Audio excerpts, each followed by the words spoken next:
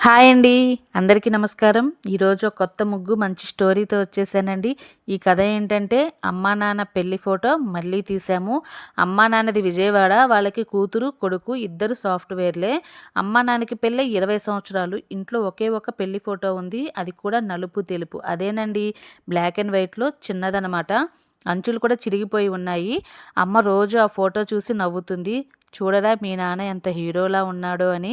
నాన్న సిగ్గుపడి ఛీ! పాత ఫోటో ఎందుకు తీస్తావే? రోజు దాన్నే చూస్తుంటావు అంటాడు. కానీ కొడుకు ఒకటి గమనించాడు. నాన్న ఆ ఫోటో వంక చూస్తూ ఏదో మిస్ అవుతున్నట్టు ఫీల్ అవుతున్నాడని. 20వ యానివర్సరీ రోజు పిల్లలు ప్లాన్ చేశారు. ఉదయం నాన్నని బయటికి పంపేశారు. స్వాతి అమ్మని రెడీ చేసింది. అదే 20 ఏళ్ల క్రితం కట్టుకున్న ఎర్ర చీర. కాస్త టైట్ అయ్యింది.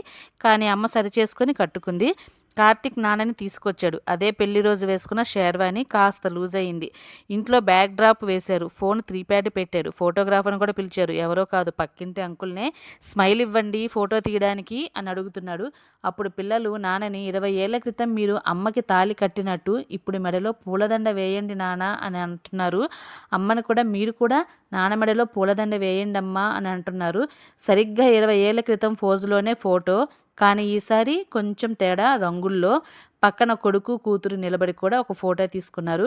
నాన్న ఆ ఫోటో చూసి కళ్ళు తుడుచుకుంటూ నా జీవితంలో రెండోసారి పెళ్లి చేసుకున్నట్టు ఉందిరా.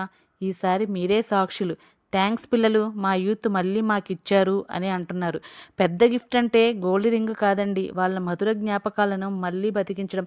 పిల్లలు ఇచ్చే సర్ప్రైజ్‌కి తల్లిదండ్రుల కళ్ళల్లో వచ్చే కన్నీళ్ళే గొప్ప రివార్డు. అలాగే ఈరోజు మా అమ్మా నాన్నది కూడా 38th యానివర్సరీ డే అండి.